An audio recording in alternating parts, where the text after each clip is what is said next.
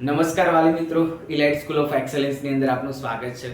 બોટાદની પહેલી CA education institute જે elite school of એક્સેલન્સના નામથી બોટાદની અંદર આપણે ફર્સ્ટ ટાઈમ એસ્ટાબ્લિશ કરીએ છીએ. અગર આપનું બાળક ધોરણ 12 કોમર્સની અંદર અભ્યાસ કરે છે તો 5 મિનિટ આપની અવશ્ય આ વિડીયો માટે ફાળવજો. મારે આજે આપને એ રિલેટેડ વાત કરવી છે કે સીએ ધોરણ 12 પછી શું શું કરી શકાય, એના અંદર સ્પેસિફિક પ્રોફેશનલ કોર્સિસ કે જેમાં વધારે ઓપોર્ચ્યુનિટી કયા કયા પ્રોફેશનલ કોર્સિસની અંદર છે એના વિશે વાત કરવી છે. આમ તો અમે વિદ્યાર્થીઓ સાથે ઘણી બધી સ્કૂલોની અંદર સેમિનાર કર્યા કે જ્યાં વિદ્યાર્થીઓને રૂબરૂ મળવાનો મોકો મળેલો, પરંતુ આ વખતે બોર્ડની પરીક્ષા થોડીક વહેલી હોવાથી બહુ ઓછો અને ઓછા સમયના લીધેથી અમે બધા વિદ્યાર્થીઓ સાથે રૂબરૂમાં કનેક્ટ નથી થઈ શક્યા. બટ આ વિડીયોના માધ્યમથી અમે વિદ્યાર્થીઓના વાલી સાથે કનેક્ટ કરવાનો ટ્રાય કરીએ છીએ કે ધોરણ 12 પત્યા પછી 12 કોમર્સ પત્યા પછી હવે આપના બાળક માટે કયા કોર્સિસની અંદર ફ્યુચર છે એ વધારે બ્રાઇટ હોઈ શકે. સો આપની 5 મિનિટ અવશ્યથી ફાળવું છું. એટલા માટે ફાળવું છું બિકોઝ એક નવીન કોર્સ, આમ તો નવીન કોર્સ નહીં પરંતુ આપણો બોટાદના કલ્ચરને જે રીતે જોઈએ છે એ રીતે બહુ ઓછા લોકો પ્રોફેશનલ કોર્સિસમાં જોઈન થતા હોય છે. સો એ પ્રોફેશનલ કોર્સિસ વિશે આપને થોડી માહિતી આપવી છે. આમ તો બોટાદથી બિલોંગ કરીએ છીએ એટલે બોટાદના કલ્ચરને બહુ સારી રીતે સમજીએ છીએ અને જ્યારે અમને પહેલી વખત વિચાર આવ્યો કે બોટાદની અંદર સીએ એજ્યુકેશન ઇન્સ્ટિટ્યૂટ એસ્ટાબ્લિશ કરીએ તો એમાં ઘણા બધા કારણ અમને જાણવા મળેલા કે વિદ્યાર્થીઓ રૂટીન કોર્સના બદલે પ્રોફેશનલ કોર્સિસ કેમ જોઈન નથી કરતા. એકદમ આમ તો આપણે ધોરણ 12 કોમર્સની એક્ઝામ પતે પછી એક વખત બોટાદની અંદર સેમિનારનું આયોજન કરીશું કે જ્યાં વિદ્યાર્થીઓ અને વાલીઓ બધા આપણે રૂબરૂમાં મળીશું અને વધારે ડિટેલમાં વાત કરીશું. પરંતુ અત્યારે વિડીયોની અંદર એકદમ સરળતાથી અને એકદમ શોર્ટકટમાં તમને સમજાવું તો ધોરણ 12 પછી આપણા બોટાદના ટ્રેન્ડ મુજબ આઈધર વિદ્યાર્થી બીકોમ, બીબીએ અથવા તો ગવર્મેન્ટ કોલેજીસ છે એ પસંદ કરતા હોય છે. આપનું બાળક ધોરણ 12 ની અંદર ખૂબ હોશિયાર છે. અગર આપણે બોટાદના ડેટા કાઢીએ તો લગભગ દર વર્ષે 150 થી વધારે વિદ્યાર્થીઓ A1 ગ્રેડ સાથે પાસ થતા હશે. A1 અને A2 ગ્રેડને અગર આપણે કમ્બાઈન કરીએ તો લગભગ 1000 ની આસપાસ વિદ્યાર્થીઓ પાસ થતા હશે. સો આપણા બોટાદના વિદ્યાર્થીઓ હોશિયાર તો છે, બટ એમ છતાં અગર આપણે પ્રોફેશનલ કોર્સિસની અંદર પાસ થવાનું રિઝલ્ટ જોઈશું, અચ્છા પાસ થવાનું તો ઠીક છે પણ એડમિશનનું રિઝલ્ટ આપણે જોઈશું તો બોટાદમાંથી અરાઉન્ડ લગભગ દર વર્ષે માંડ 10 થી 15 વિદ્યાર્થીઓ પ્રોફેશનલ કોર્સિસની અંદર જોઈન થતા હશે. એ 15 વિદ્યાર્થીઓનો જોઈન થયા પછી એમાં સફળ થતા વિદ્યાર્થીઓ અગર આપણે જોઈએ તો મારા અંદાજિત મુજબ માંડ 1 થી 2 વિદ્યાર્થીઓ પ્રોફેશનલ કોર્સિસમાં પાસ થતા હશે. સો વિદ્યાર્થીઓ કેમ પ્રોફેશનલ કોર્સિસમાં જોઈન નથી થતા અને જોઈન થયા પછી રિઝલ્ટ કેમ ઓછું આવે છે જ્યારે આપણા વિદ્યાર્થીઓ A1 A2 ગ્રેડની અંદર તો બહુ વિદ્યાર્થીઓ પાસ થાય છે. સો એ બધા કારણને લઈને આજે તમારા સમક્ષ આવ્યા છે કે આપના બાળકને ધોરણ 12 પછી શું કરાવવું. તો જનરલી ધોરણ 12 પછી આપણા પાસે ઓપ્શન હોય છે કે બીકોમ, બીબીએ અથવા તો ગવર્મેન્ટ જોબ કરાવીએ. એ સિવાય અગર આપણે જોઈએ તો ધોરણ 12 પછી આપણું બાળક શું કરી શકે તો કે પ્રોફેશનલ કોર્સિસની અંદર ડાયવર્ટ થઈ શકે. પ્રોફેશનલ કોર્સિસની અંદર chartered accountant, company secretary, CM એટલે કે કોસ્ટ એકાઉન્ટન્ટ જેવા પ્રોફેશનલ કોર્સિસ કરી શકે કે જ્યાં આપનું બાળક એમની કેપેસિટી મુજબ વધારે સફળતા હાંસલ કરી શકે. સો સીધે હવે મુદ્દાની વાત ઉપર આવીએ તો specifically chartered accountant related course જ્યારે આપણે બોટાદમાં સૌથી પહેલી વખત લોન્ચ કરવા જઈ રહ્યા છીએ ત્યારે સીએ શું હોય છે, કેમ કરવું જોઈએ, એની અંદર અંદાજિત ખર્ચ કેટલો થાય છે વગેરે વગેરે આપણે વાતો કરશું. વધારે ડિટેલની અંદર વાત જો આપને કરવી હોય તો નીચે કોન્ટેક્ટ નંબર આપને આપી દઈશું, એના સાથે તમે અમારા સાથે ડાયરેક્ટ કનેક્ટ થઈ શકશો. બટ અત્યારે અને એ સિવાય એક વખત આપણે 12 કોમર્સની એક્ઝામ પત્યા પછી બોટાદ લેવલે સેમિનારનું આયોજન કરીશું કે જ્યાં વિદ્યાર્થીઓ, વાલીઓ અને આપણે ડાયરેક્ટ કનેક્ટ કરીશું. બટ અત્યારે અગર તમને એકદમ શોર્ટમાં માહિતી આપું તો ધોરણ 12 પછી આપણા વિદ્યાર્થીઓ સીએ કેમ નથી કરતા. જનરલી 3 રીઝન અમને ફાઇન્ડ આઉટ થયા છે અને 3 રીઝનના સોલ્યુશન તરીકે બોટાદની અંદર અમે પહેલી વખત સીએ એજ્યુકેશન ઇન્સ્ટિટ્યૂટ લાવી રહ્યા છીએ. પહેલું રીઝન જે અમને સમજમાં આવે છે કે ક્યાંક ને ક્યાંક આપણું બોટાદ જે છે એ હજુ આર્થિક લેવલે મધ્યમ કક્ષામાં આવે છે. સો વાલીઓને ખર્ચ જે છે એની ચિંતા રહેતી હોય છે. ફોર એક્ઝામ્પલ અત્યારે વાલીને અગર વિદ્યાર્થીને અગર સીએ એટલે કે ચાર્ટર્ડ એકાઉન્ટન્ટ કરવું હોય તો 90% કેસની અંદર અમદાવાદ એક જ ઓપ્શન છે એના પાસે. અત્યારે અમદાવાદમાં રહેવાનો ખર્ચ લગભગ મહિને 10 થી 15,000 રૂપિયા જેવો થતો હશે. સો એ 15,000 રૂપિયાના ખર્ચ સામે આપણે જોઈએ તો આપણા વાલીની આવક હાર્ડલી 15-20 હજાર કે 25 હજાર સુધીની આવક હોય છે. સો એ 20,000ની આવક પાછળ વિદ્યાર્થીને દર મહિને 15,000 રૂપિયા અમદાવાદમાં રહેવા માટે આપવા એ લગભગ વાલીને પોસાશે નહીં. સો એના સોલ્યુશન રૂપે આપણા ઘણા બધા વિદ્યાર્થીઓ, લગભગ 1000ની આસપાસ વિદ્યાર્થીઓ A1 A2 ગ્રેડ લાયા પછી પણ સીએમાં એડમિશન આપણે જોઈએ તો હાર્ડલી 10, 15 કે 20 એડમિશન થતા હશે દર વર્ષે. સો એકદમ અફોર્ડેબલ ફીસ સાથે, આપણને પોસાય એવા ફીસ સાથે આપણા જ વિસ્તારની અંદર સીએ એજ્યુકેશન ઇન્સ્ટિટ્યૂટ અમે લાવી રહ્યા છીએ. બીજું રીઝન જે અમને સમજમાં આવે છે કે આપણા વિદ્યાર્થીઓનું સીએમાં એડમિશન કેમ ઓછું હોય છે. અગર સ્પેસિફિકલી બોટાદની જ વાત કરું તો હજુ ક્યાંક ને ક્યાંક આપણી મેન્ટાલિટી અથવા તો આપણી દીકરીઓ માટેની ચિંતા જે વ્યાજબી છે એમાં જનરલી છોકરા કરતાં છોકરી ભણવામાં વધારે હોશિયાર હોય છે અથવા તો છોકરા કરતાં છોકરી વધારે મહેનત કરી જાણે છે. બટ જસ્ટ બીકોઝ એ છોકરી છે એટલે આપણને સ્વાભાવિક રીતે એની ચિંતા થતી હોય છે.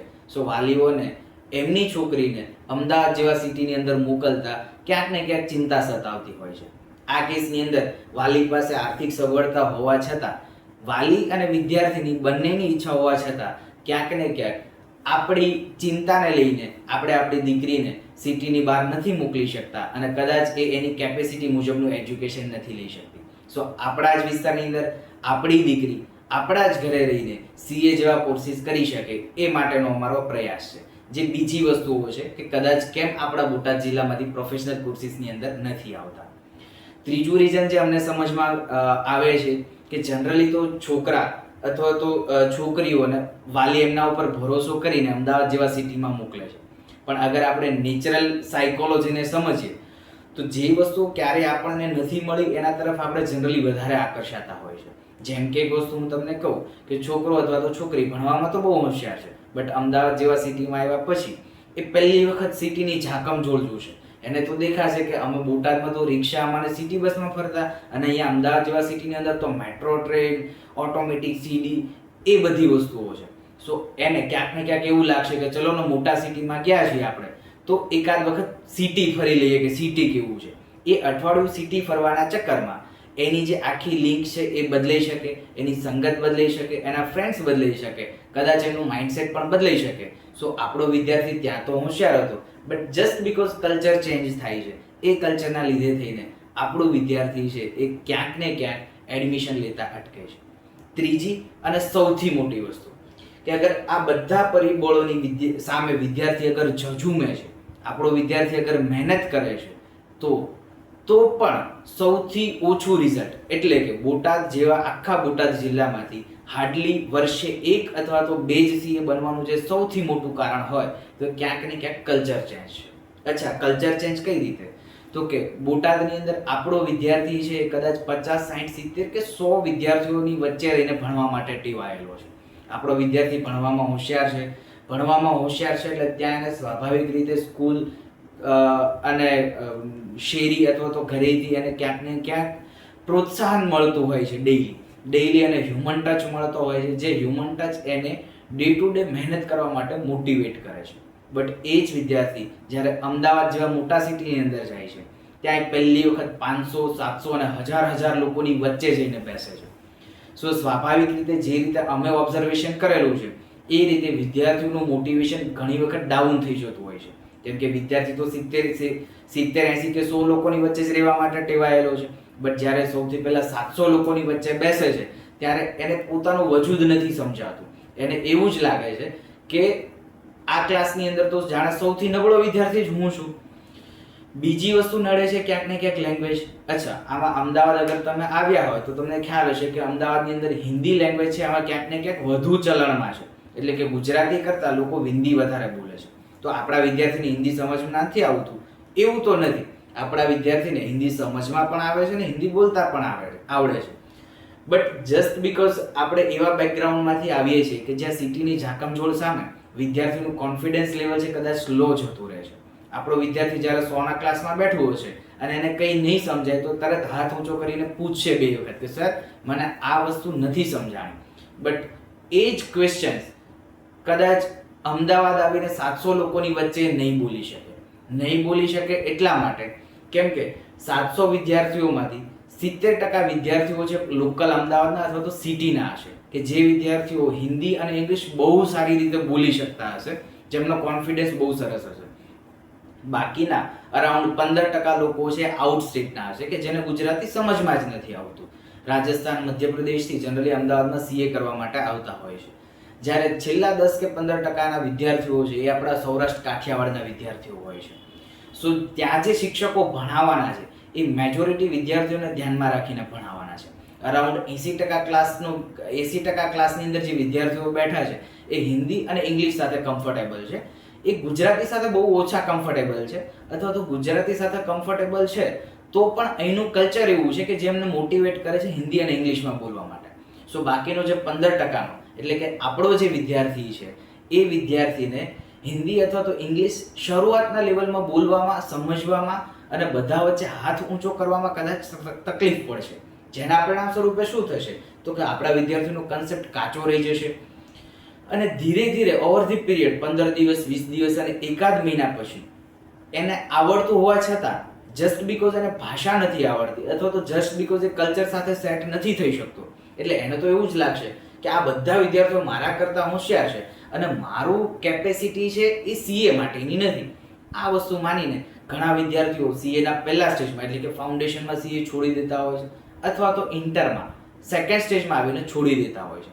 સો મુખ્યત્વે તમને જે 4 રીઝન કીધા એ 4 રીઝનના સોલ્યુશન રૂપે બોટાદની અંદર પહેલી વખત આપણે સીએ એજ્યુકેશન ઇન્સ્ટિટ્યૂટ લાવી રહ્યા છીએ કે જેમાં અફોર્ડેબલ ફીસ હશે આપણી, એટલે કે આપણા વાલીઓને જે પોસાય એટલી આપણી ફી હશે. આપણી દીકરીઓ, આપણા દીકરાઓ આપણા જ ઘરની નજીકમાં અને આપણા જ ઘરે રહીને સીએ પૂરું કરી શકશે.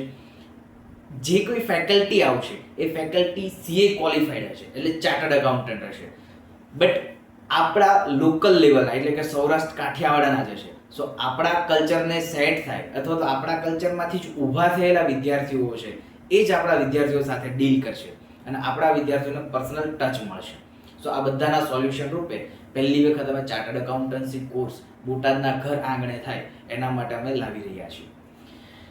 નેક્સ્ટ વસ્તુ, વધારે વિગત માટે અમે આના નીચે તમને website, Facebook profile, Instagram profile, WhatsApp number અને બીજા સોશિયલ મીડિયાના જે અમારા પ્લેટફોર્મ છે એની લિંક તમને આપીશું. તમારે અગર ડિટેલ વાત કરવી છે અમારા સાથે તો બિંદાસ સીએ સિવાય શું કરી શકાય એ ક્વેશ્ચન પણ તમે અમને પૂછી શકો છો. અમે તમારા સાથે કનેક્ટ થઈશું. એક વખત 12 કોમર્સ પૂરું થાય, 12 કોમર્સની એક્ઝામ પૂરી થાય પછી બોટાદ લેવલનો એક આપણે સેમિનાર કરવા જઈશું. નેક્સ્ટ મને સેકન્ડ પોઈન્ટ ઉપર આવવું છે. આ અમે વાત કરી કે બોટાદની અંદર અમે સીએ એજ્યુકેશન ઇન્સ્ટિટ્યૂટ કેમ લઈને આવી રહ્યા છે. સેકન્ડ પોઈન્ટ અમારો છે કે સીએ હોય શું, ચાર્ટર્ડ એકાઉન્ટન્ટ હોય શું. સ્વાભાવિક રીતે આ વિડીયો ફક્ત વાલીઓ માટે છે. સો વાલીઓને ક્વેશ્ચન થશે કે સીએ હોય શું અને સીએ સિવાય બીજા કયા ઓપ્શન હોય. એકદમ તમને શોર્ટમાં કહું તો આપણા વિદ્યાર્થીઓ પાસે 12 કોમર્સ પછી આઈધર બીકોમ, બીબીએ, બીસીએ અથવા તો ગવર્મેન્ટ જોબ સાઇટ જશે અને સીએ, સીએસ જેવા પ્રોફેશનલ કોર્સિસ સાઇટ જશે. અગર હું તમને સ્ટેટિસ્ટિક્સ સાથે વાત કરું તો લગભગ 100 માંથી 70 થી 80 વિદ્યાર્થીઓ કોમર્સની અંદર એડમિશન લેતા હોય છે. સો અગર સમજી શકાય એવી હું આપને વાત કરું તો કોમર્સની અંદર બેસવાવાળો વર્ગ બહુ મોટો છે, જ્યારે નોકરીઓની તક છે એઝ ઇટ ઇઝ છે. આપણે બધા જોઈતા હશું કે આપણી આજુબાજુનો ભણેલો વિદ્યાર્થી કે જેણે કોલેજ કરી છે, માસ્ટર કરેલું હશે, બટ જ્યારે જોબ ગોતવા જશે તો લગભગ 15, 20 કે 25 હજારની લિમિટમાં એ સંકેલાઈ જશે. જ્યારે ચાર્ટર્ડ એકાઉન્ટન્સી એવો કોર્સ છે કે જે તમને તમારા સપના મુજબ તમારી ધારેલી XY અને Z અમાઉન્ટ અથવા તો એ પોઝિશન સુધી તમને પહોંચાડી શકે છે. બેઝિકલી ક્યાંક ને ક્યાંક વાલીઓ અથવા તો વિદ્યાર્થીઓના અંદરમાં એક મગજમાં ભય ઊભો થયેલો હોય છે કે સીએ એટલે તો બહુ અઘરું હોય. સો એવરેજ વિદ્યાર્થીઓને સીએ ના કરી શકે અથવા તો બહુ હોશિયાર વિદ્યાર્થી હોય તો એને સીએમાં તો તકલીફ પડે. આ બધા ટોપિક ઉપર આપણે એક વખત રૂબરૂમાં ડિટેલમાં વાત કરવાના છીએ, પણ એકદમ તમને શોર્ટમાં કહું તો સીએ બહુ અઘરું હોય એ પોઈન્ટને આપણે પછી સમજીએ અને એના સાથે સાથે હું તમને કહું તો સેફટી અથવા તો સિક્યોરિટીના પર્પઝથી કોઈ પણ સીએ કરતો વિદ્યાર્થી એક સાથે 2 ડિગ્રી ચાલુ રાખતો હોય છે. તો તમારા વિદ્યાર્થીને સીએ સાથે સાથે આઈધર બીકોમ અથવા તો બીજી કોઈ ડિગ્રી ચાલુ હશે. હવે તમને થશે કે શું એક સાથે 2 ડિગ્રી છે પોસિબલ છે? એક સાથે 2 ડિગ્રી પોસિબલ એટલા માટે છે બીકોઝ હું તમને એમ કહું કે આપણા બોટાદ જિલ્લાની અંદર એક દોડની સ્પર્ધા છે. હવે દોડની સ્પર્ધાની અંદર વિદ્યાર્થીને ભાગ લેવાનો છે, એના સાથે સાથે વિદ્યાર્થીઓને પોલીસની પણ તૈયારી કરવાની છે. હવે વિદ્યાર્થીને એક સાથે 2 જગ્યાએ લડવાનું છે તો એ પોસિબલ છે? હા પોસિબલ છે. કેમ?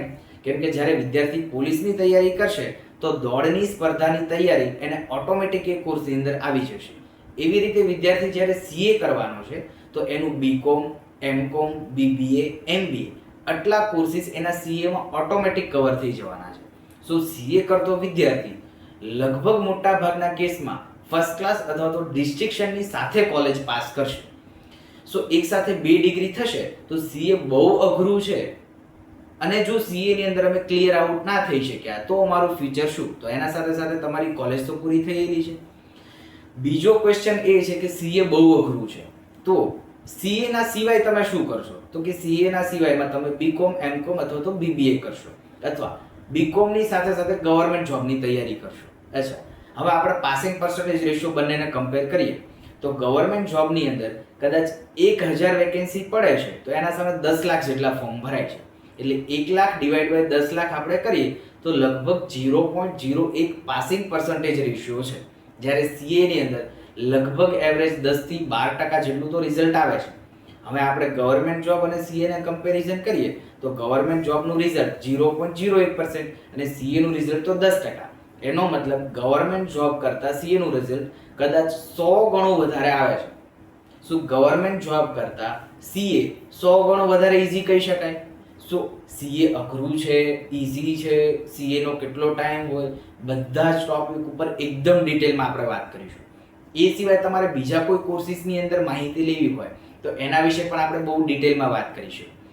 વિડીયોના માધ્યમથી આપણે કનેક્ટ કરીએ છીએ એટલે અત્યારે બહુ ડિટેલમાં આપણે નહીં જઈએ, બટ આપણા માટે હા 2 મેઇન કન્સર્ન તો હોય. એક તો ખર્ચો કેટલો થશે અને બીજી વસ્તુ કે એની સિક્યોરિટી કેટલી. તો ખર્ચામાં મેં આપને જે રીતે કીધું કે આપની સ્કૂલની ફી જે હશે કદાચ સ્કૂલની ફીને કમ્પેરેટિવ એનાથી વધારે અમે નહીં જઈએ એવો અમારો ટ્રાય છે.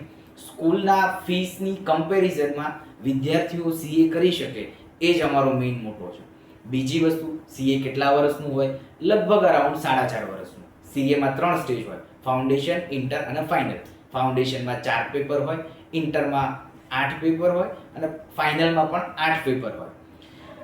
ફાઉન્ડેશનમાં 4 પેપર, ઇન્ટરમાં 8 પેપર, ફાઇનલમાં 8 પેપર. બટ ફાઇનલમાં જે 8 પેપર છે એક સર્વે મુજબ, આમ તો સર્વેની ફેક્ટ છે, જો કે આઈસીઆઈ ના ચેરમેને પોતે કીધું છે કે અગર ઇન્ડિયન ઇકોનોમીને $30 મિલિયન સુધી પહોંચાડવી હોય તો ઇન્ડિયામાં 30 લાખ જેટલા ચાર્ટર્ડ એકાઉન્ટન્ટની જરૂર છે. અત્યારે તમે જોશો તો લગભગ અંદાજિત હું તમને કહું તો આખા ઇન્ડિયામાં લગભગ 2.5 લાખ જેટલા સીએ છે. 2.5 થી 3.25 લાખ જેટલા સીએ છે. હવે 2.5 થી 3.25 લાખ જેટલા સીએ ને અગર 30 લાખ સીએ સુધી પહોંચાડવા હોય તો ઇન્સ્ટિટ્યૂટને શું કરવું પડે? તો કે પાસિંગ પર્સન્ટેજ રેશિયો વધારવો પડે અને નવા વિદ્યાર્થીઓને સીએના કોર્સિસની અંદર જોઈન કરવા પડે. પાસિંગ પર્સન્ટેજ રેશિયો વધારવા માટે અને સીએ અઘરું છે એવો ડર દૂર કરવા માટે ઇન્સ્ટિટ્યૂટ પોતે હવે બહુ બધા સેમિનાર કરે છે અને વિદ્યાર્થીઓને પ્રોત્સાહન આપે છે સીએમાં એડમિશન લેવા માટે. એના સાથે સાથે પાસિંગ પર્સન્ટેજ રેશિયો વધારવા માટે સીએ એક્ઝામની પેટર્ન જે છે એમાં બહુ બધી ચેન્જ કરી છે. પેટર્ન ચેન્જની અંદર હું તમને કહું તો જે રીતે ફાઇનલ એટલે જનરલી આપણે સીએનું બહુ અઘરામાં અઘરું સ્ટેપ આપણે માનીએ. સો એ 8 પેપરમાંથી ઇન્સ્ટિટ્યૂટે લગભગ 2 પેપર 100% એમસીક્યુએસના કરી દીધા છે. 100% એમસીક્યુએસના એટલે કોઈ નેગેટિવ માર્ક નહીં, 4 વિકલ્પમાંથી એક વિકલ્પ સિલેક્ટ કરો અને 100% માર્કના એમસીક્યુએસ. એમાં પણ થોડું ઈઝી કર્યું. તમે આજે પેપર આપો, આજે પેપર ના આપી શકા તો આવતીકાલે આપો, આવતીકાલે ના પાસ થઈ શકા તો એના પછીના દિવસે આપો, ત્યારે પણ ના પાસ થઈ શકા તો એના પછીના દિવસે આપો. કોઈ નેગેટિવ માર્કિંગ નથી. સો 8 પેપરમાંથી 2 પેપર એ તો તમારે ઈઝી કરી દીધા એકદમ. બીજું એક પેપર તમને ઓપન બુક આપ્યું છે કે જેના અંદર તમે બુક અથવા તો XYZ કોઈ પણ મટીરિયલ તમે એક્ઝામ હોલની અંદર લઈને જઈ શકો છો, જેની અંદર ક્વેશ્ચન તમારે બુકમાંથી શોધીને રાધર દેન બુકનો રેફરન્સ લઈને લખવાના હોય છે. સો 8 પેપરમાંથી હાર્ડલી હવે આપણા પાસે રહ્યા છે કેટલા પેપર? તો કે 5. બીકોઝ એક તો ઓપન બુક આપી દીધું છે, 2 પેપર 100% એમસીક્યુએસ આપી દીધા છે. સો એક્ઝામ પેટર્ન ઈઝી કરવાના સાથે સાથે પાસિંગ પર્સન્ટેજ રેશિયો પણ આઈસીઆઈએ વધારી દીધો છે.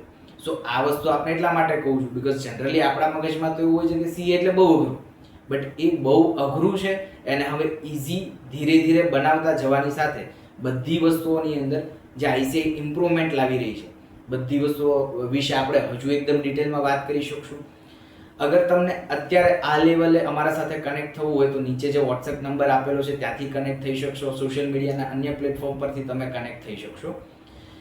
એ સિવાય તમે અત્યારે જ અમને કોલ બેક આપો અને જસ્ટ તમારું નામ, મોબાઈલ નંબર, આપનો છોકરો છે એ કઈ સ્કૂલમાંથી પાસ આઉટ થયો છે અને કયા ગામમાંથી આપશો એ અમને જરૂરથી જણાવજો, જેથી કરીને અમે આપના સાથે કનેક્ટ કરી શકીએ અને આપને જણાવી શકીએ કે નેક્સ્ટ સેમિનાર જે અમે કરવા જઈ રહ્યા છીએ એ કઈ જગ્યાએ કરશું.